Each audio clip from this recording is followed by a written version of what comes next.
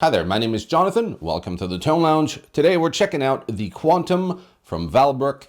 This here is an opto compressor. I'm going to be telling you a little more about what that is in case you don't know. We're going to be talking about the very simple features, and we're going to be listening to light, medium, and crank tones, and I'm going to show you what it sounds like with bass and acoustic and how I use it as a boost in front of a pedal. I'm just going to be using the Pipeline V2 here, which is their take on a spring reverb. Going to a Vox AC15. I'm in the normal channel. I have the master volume at noon and the normal channel volume at 9. First off, we have here the compression and sustain. So basically it's a one knob to adjust the compression. So you can go from light all the way to crank and pumping compression, your output volume. And here in the middle, there's a toggle that goes between series and parallel. If you don't know what that is, series is just your signal hitting the compressor, compressor squashing your signal and out to the amp. Parallel is where the same thing occurs, but there's a signal split where you have the parallel uncompressed signal and they get combined at the end. So you have the dynamics of the uncompressed signal with the benefits of having the compressed signal. And over here, you have a light that indicates that the buffer is on. Inside, there are some dip switches that allow you to either go true bypass or turn on the very good quality buffer that's in this pedal. Then you have another light over here for when you instantiate the pedal. It's the Magtrab switch. If you haven't seen that, I encourage you to go on their website and look. It's one of their proprietary, their own damn switch. That's what I'm trying to say. Jeez, I'm having a hard time. So it's their own switch that they patented. So this lets you know. And then over here, there's another LED, and that's where the optical compressor comes in. The way to think about it, I'm not going to go super in depth and nerdy. I just want to explain it to the most basic of my ability. There are different types of compressors. Some of them are super fast. Some of them are slow and sluggish. It depends on what you're into. This one here is more of a studio grade compressor. If we're to compare how this one reacts, it's similar to the LA2A, which is a rack compressor that we often see in studios. It's used on vocals, on bass, on guitars, on pretty much anything. And we're very fortunate to have opto compressors also for guitar. How the opto part works, I'm not going to go super nerdy on you. I'm just going to keep it super simple. There is a photocell in there, and it reacts to the LED that's right over here. Now, the harder you hit the pedal, the brighter the LED will shine. But the bulb in there decays really slowly, which means that the compressor sustains slowly as well. So you get the pumping action of the compressor and you get the sustain from that LED that's shining and reflecting on the photocell. So just to give you an example here, pay attention to this LED and notice how the light dims very slowly.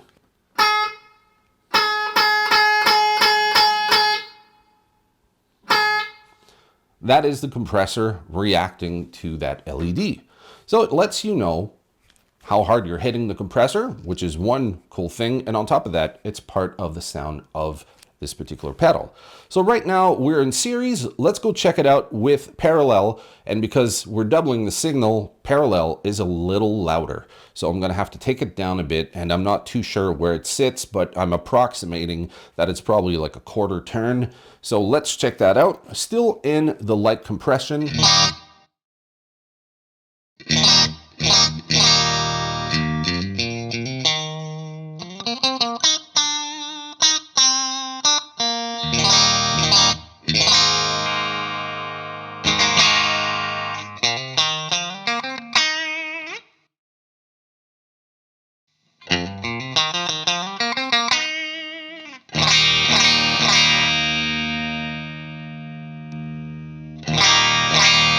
You get two sounds out of this compressor. You get hyper squished and you get a more dynamic one. We're going to be moving on to medium compression. And what you're going to notice with compression, especially since I'm using a pretty bright guitar, the more you compress, the more it seems to increase the low end and decrease some of the high end. So the more compression you have, it sounds a bit darker, and that's part of the character and charm of a compressor. So we're going back to series, and I'm going to bring it up to halfway.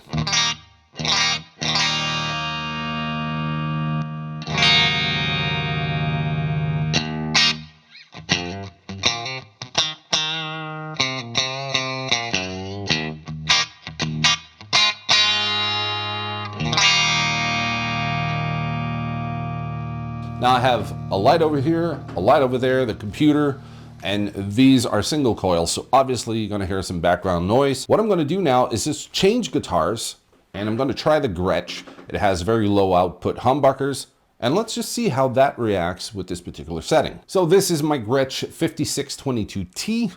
So obviously humbuckers, very low output, and we're going to be trying it with medium compression.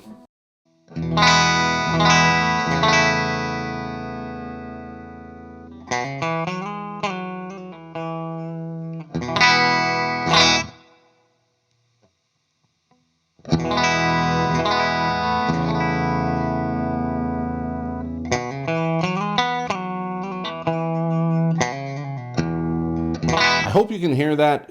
The tone has gotten a bit darker and a bit woollier because, as I was saying earlier, it brings out some of the low end and it seems to attenuate the high end for some reason. Now, if we go back to series,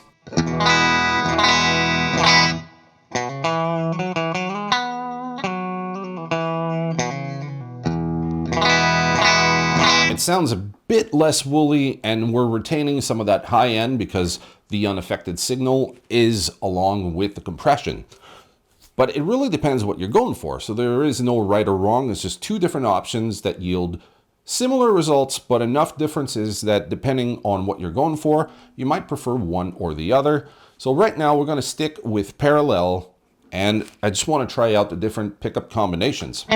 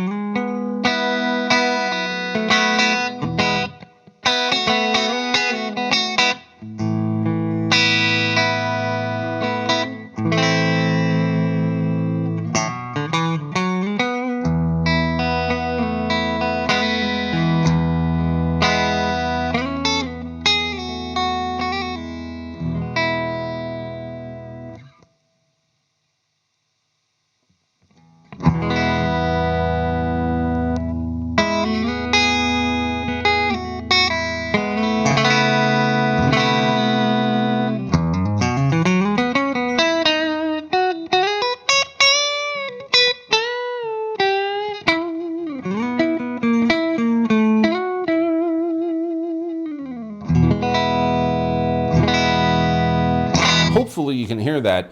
We're getting more pumping going on, so the harder I hit, the more you hear the compressor work, and you're hearing the frequency has changed a bit.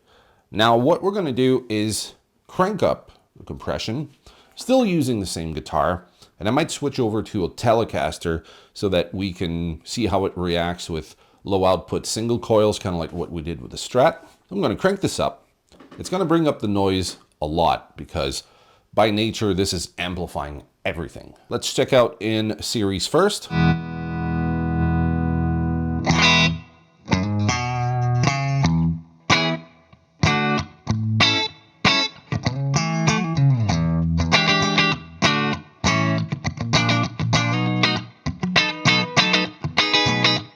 what you're going to notice is that the neck pickup is a bit less dynamic than the bridge. So right now it sounds fine. It's pumping a bit, but not too much. As I go to the bridge, this, by theory, should be reacting a bit differently because it's brighter and it has way more transients, meaning the attack is way harder than with the neck pickup. Sorry, I'm having a bit of a hard time just switching all the technical lingo into something that is more common for everybody to understand. But basically, just as you attack with the bridge pickup, it's a bit brighter and it goes a little faster and harsher, hitting the pedal in a different way than something smoother and rounder like the neck pickup.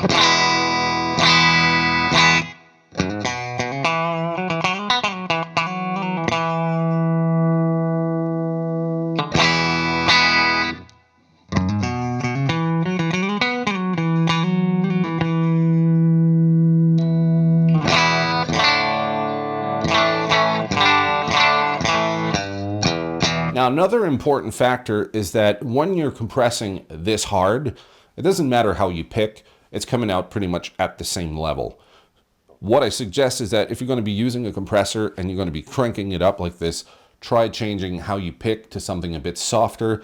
It's going to sound more even, and the compressor is not going to be working as hard as if you're just picking like I was, pretty much like a caveman, just hitting the crap out of it. So now I'm going to try something a little smoother, and let's see how the compressor reacts in series. Then we're going to go to parallel.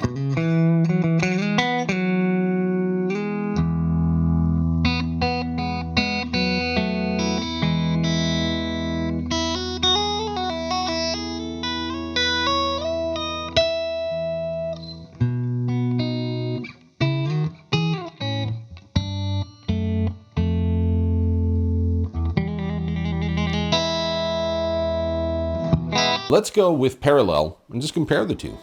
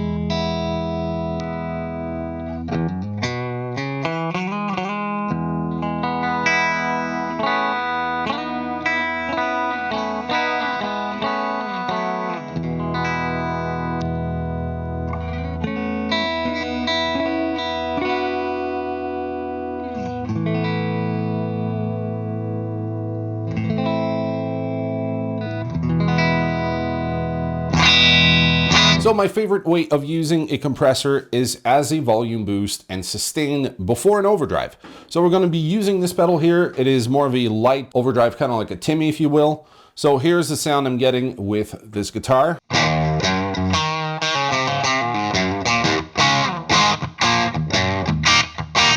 Very cool, but barely any sustain.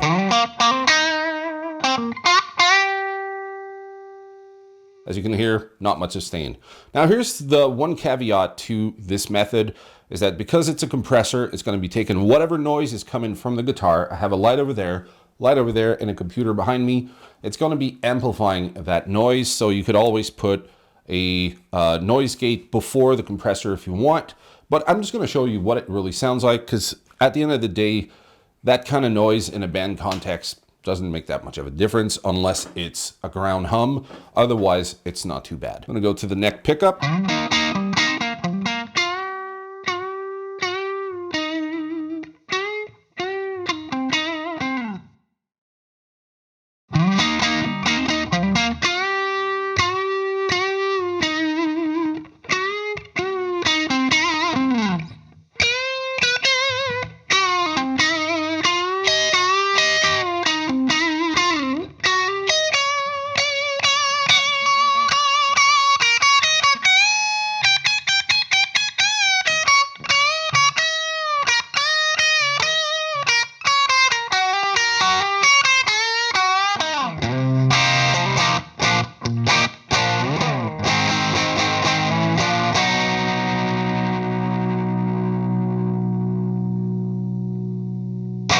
Now we're moving on to bass. This is my Squire bass, and it's equipped with EMG PHD pickups. Going to a Joyo Monomyth, and I'm using it more as a clean platform, so I'm not EQing anything. I'm leaving everything relatively flat, just so I have a nice strong signal going to the interface. We're going to be using the Quantum to get more of a pumping studio LA2A type of compressor, so that we can hear all the little nuances of this. Now on its own, it's gonna sound like it's pumping a lot, but if you put that in the mix, it's really what would help this style of bass playing pop through.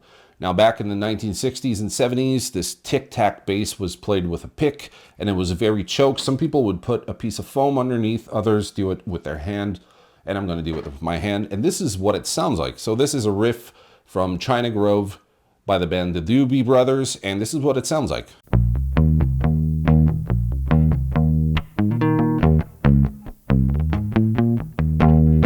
Now with the compressor, it's in series and everything is pretty much at noon.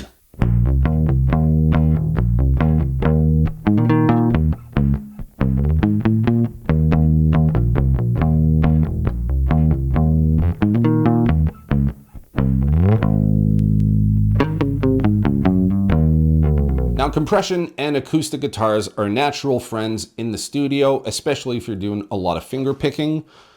So if you're playing softer, this is going to help up bring the softer parts, or the quieter parts, if you will, to a higher level where you can hear it in the mix. Now I'm going to show you some strumming parts with the compressor, light compression in series, and then we're going to try it with the parallel mode. So I'm using here the Optima Air, which is made for acoustics. I'm using the IR for the piezo pickup in my guitar, and everything else is relatively flat, so I'm not really adding any coloration. There's a bit of reverb here. So let's try with picking without the Quantum.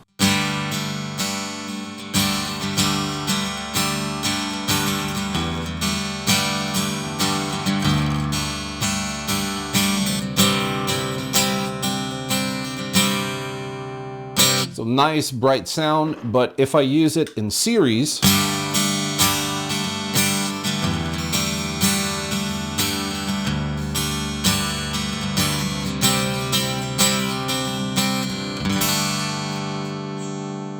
sounds cool, but I'm hearing a bit of attenuation in the high end, so I would probably use it more in the parallel mode.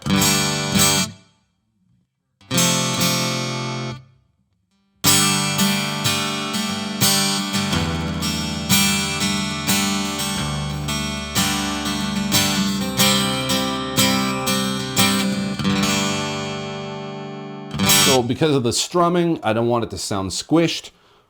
Parallel is perfect. But what if I want to play finger style?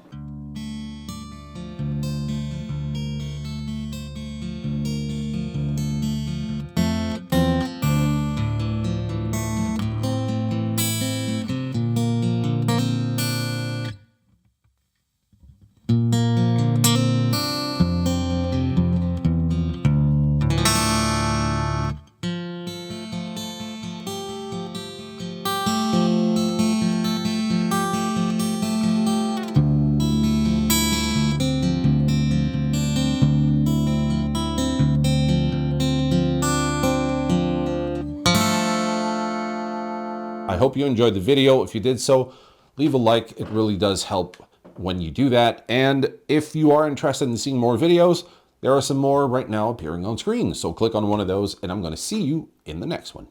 Cheers.